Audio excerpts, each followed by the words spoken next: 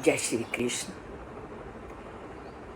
कौन सा मनुष्य उस परम पिता परमात्मा को प्राप्त कर सकता है तथा उस मनुष्य में कौन से गुण होने चाहिए, अब श्री कृष्ण अर्जुन को ये बता रहे हैं। कल भी उन्होंने कुछ गुणों का वर्णन किया कि अगर व्यक्ति में निडरता है, अगर व्यक्ति में शुद्धता है, ज्ञान है, अपने कर्तव्य का पालन करता है, दान युक्त है, इंद्रियां, मन इत्यादि को नियंत्रित करता है, प्रतिदिन सामाजिक कार्यों को पूर्ण करने में लगा हुआ है, स्वाध्याय करता है, तप करता है और कपट रहित जीवन व्यतीत करता है, अगर ऐसे गुणों से संपन्न है तभी वह परमात्मा की सन्निधि को प्राप्त कर सकता है। इन गुणों के साथ साथ वह कुछ और गुणों का भी वर्णन करते हैं जिसका उस परम पिता को प्राप्त करने के लिए बहुत ज़रूरी है उन गुणों का मनुष्य में होना। और वो गुण हैं अहिंसा, सत्यम, अक्रोधा, त्यागा, शांतिर, पैशुनता, दया, भूतेषु लोलुप्त्वम, मार्दवम, ह्रीचपलम। तो अब वो क्या कहते हैं कि अन्य गुणों के साथ साथ व्यक्ति में अहिंसा, सत्यता, क्रोधहीनता, त्याग, शांति प्रियता, दोष आरोपण से युक्त और सभी जीवों में करुणा का भाव होना चाहिए। कुछ गुणों का वर्णन श्री कृष्ण ने कल किया और कुछ गुणों का वर्णन वो आज के श्लोक में करते हैं और कहते हैं कि सबसे पहला व्यक्ति का गुण है अहिंसा, अर्थात उसे मन, वचन और कर्म इन तीनों से कभी किसी व्यक्ति को पीड़ित नहीं करना चाहिए। शारीरिक रूप से तो पीड़ा पहुंचानी ही नहीं चाहिए, अपने कठोर वचनों के द्वारा भी कभी किसी को पीड़ा नहीं पहुंचानी चाहिए और मन से भी कुछ ऐसा कुविचार नहीं आना चाहिए जो दूसरों के लिए अहित का कारण बने। और बोला स्पष्टवादिता, कि उसकी वाणी और उसके आचरण में निष्कपटता होनी चाहिए और उसका मन पूरी तरह से इस निष्कपटता का पालन करने वाला होना चाहिए। उसका मन ऐसा होना चाहिए जो हमेशा श्रेष्ठ विचारों को उत्पन्न करे। और व्यवहार कैसा होना चाहिए, जैसा कि हम ग्रंथों में पढ़ते हैं, सादा जीवन उच्च विचार। ये स्पष्टवादिता का सबसे बड़ा गुण है। उसके बाद है सत्यता, उसको मन, वचन और कर्म इन तीनों को सत्य से परिपूरित करना चाहिए, क्योंकि भगवान परम सत्य है। इसलिए उसे प्रतिपल सत्यता का पालन करना चाहिए, सत्यता की पालन का निरंतर अभ्यास करना चाहिए और झूठ को कभी भी जीवन में नहीं आने देना चाहिए। और जहाँ व्यक्ति के जीवन में झूठ आया तो वह अपने कर्तव्य से अलग होता जाता है, वह परमात्मा की प्राप्ति में पीछे हटता जाता है।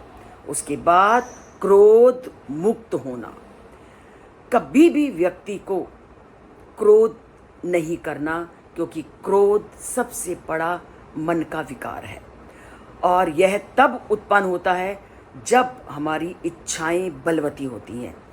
जिस समय हमारी इच्छाएं बलवती होंगी और वो हम पूर्ण नहीं कर सकते तो वो हमारा क्या बनता है, क्रोध का कारण। और जिस समय व्यक्ति क्रोध अवस्था में होता है तो वह विवेक शून्य हो जाता है, उसे उचित और अनुचित का भान नहीं रहता।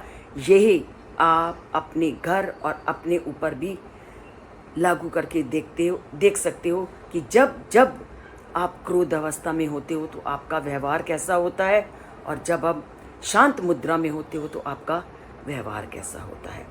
और क्रोध अवस्था आपको किन किन बुराइयों की ओर धकेलती है। इसलिए परमपिता परमात्मा कहते हैं कि बुराइयों से बचना है तो क्रोध को नियंत्रण में करना जरूरी है। उसके बाद उन्होंने बोला त्याग, सबसे बड़ा सुख त्याग में है। तो कहा भी गया है ना अस्ति त्याग समम सुखम, कि इस संसार में त्याग से बढ़कर कोई और सुख नहीं है, और दूसरों के जीवन को सुखमय बनाना ही त्याग है। और परमात्मा कदम कदम पर इसका उपदेश देते हैं कि अपना सर्वस्व आप दूसरों के लिए देने के लिए तत्पर रहो। श्री कृष्ण त्याग को जीवन का एक अनिवार्य अंग मानते हैं, क्योंकि त्याग क्या है, भगवान की प्राप्ति का एक सबसे बड़ा साधन है। वो कहते हैं कि केवल आप उन्हीं चीज़ों का संग्रह करो जितना उस परम पिता परमात्मा की सेवा के लिए उपयोगी है। तो त्याग के समान कोई सुख नहीं। त्याग की महत्ता होने के कारण ही दधीची ने अपनी हड्डियों को बलिदान दे दिया। त्याग की महत्ता होने के कारण शिवी ने कबूतर की प्राणों की रक्षा के लिए अपना शरीर दे दिया। रति देव ने अपना सब कुछ न्योछावर कर दिया। तो रंती देव, शिवी और दधीची के उदाहरण हमें क्या शिक्षित करते हैं कि त्याग के लिए हमें कभी सोचना नहीं चाहिए। अगर हमारी किसी भी शरीर के माध्यम से किसी का भला हो, उसे हमें कर देना चाहिए। उसके बाद शांति प्रियता, शांति को शरीर का एक आवश्यक अंग के रूप में स्वीकार करना चाहिए, क्योंकि मानसिक शांति ही उस परम पिता परमात्मा की प्राप्ति का प्रमुख साधन है। मानसिक शांति ही हमें जीवन में संतुलन प्रदान करती है। इसलिए मानसिक शांति को हमेशा बनाने का प्रयत्न करना चाहिए, ताकि हम उस परमात्मा के मार्ग को प्राप्त कर सकें। और उसके बाद जो प्रतिदिन हम करते हैं दूसरों पर दोषारोपण, हम कभी भी अपनी गलती को स्वयं ना मान करके हमेशा अगर कोई हमसे बुरा हो जाता है तो उसका दोषी हम दूसरों को ठहराते हैं। तो श्री कृष्ण कहते हैं कि हमें दूसरों पर दोषारोपण से बचना चाहिए। हमें कभी भी दूसरों पर दोषारोपण नहीं करना चाहिए। हमें उस बुराई से हमेशा बचना चाहिए। हमें दूसरों में दोषों को ना ढूंढकर गुणों को ढूंढना और गुणों को देखना शुरू करना चाहिए। और जिस दिन हमने दूसरों में गुणों को देखना शुरू कर दिया तो अपने अवगुणों से हम अपने आप ही बचना शुरू हो जाएंगे। और बोला लोभ से मुक्ति, सबसे बड़ा दुर्गुण मनुष्य के अंदर प्रतिपल पनपता हुआ लोभ है। और लोभ के वशीभूत होकर ही व्यक्ति सभी बुराइयों के गड्ढों में गिरता है। इसलिए लोभ को नियंत्रित करना बहुत जरूरी है। और फिर बोला उन्होंने भद्रता, किसी के प्रति भी रूखा व्यवहार नहीं करना, जो कि अक्सर हम कर देते हैं। हमारा एक उच्च वर्ग के प्रति व्यवहार का तरीका अलग होता है और निम्न वर्ग के प्रति अलग। तो श्री कृष्ण कहते हैं संसार में विद्यमान सभी लोगों के प्रति आपको उचित व्यवहार करना है। आपने भद्रता का त्याग कभी नहीं करना, जो कि अक्सर हमारी प्रवृत्ति है कि संसार में हम ऊंच और नीच की दीवार को जो ले करके बैठे हैं उस दीवार को तोड़ना है। और हिरी लज्जा, जो भी कार्य शास्त्र विरुद्ध हो, जिन कार्यों को करने में पाप की प्राप्ति हो, हमें उस कार्य को नहीं करना चाहिए।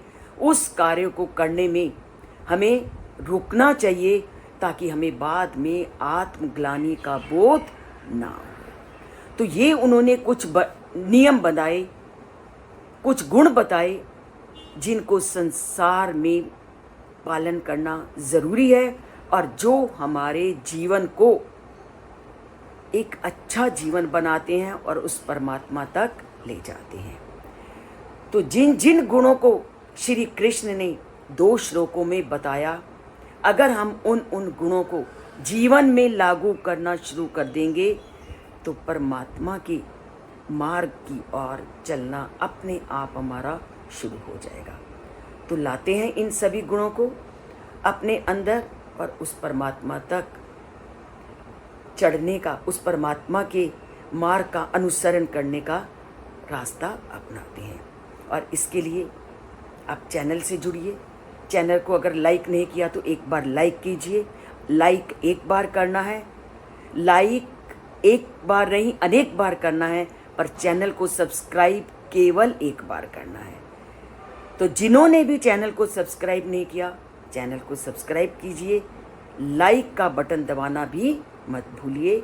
यह भी उस ईश्वर प्रदत्त गुणों का एक गुण है, क्योंकि उन्होंने क्या बोला कि हर एक में अच्छाई ढूंढो, सभी जीवों के दोषारोपण से बचो। तो अगर हम श्लोक में कुछ गलती भी करते हैं तो दोष ना देकर जो कुछ मिल रहा है उस अच्छाई को देकर लाइक का बटन दबाते हैं। जय श्री कृष्ण।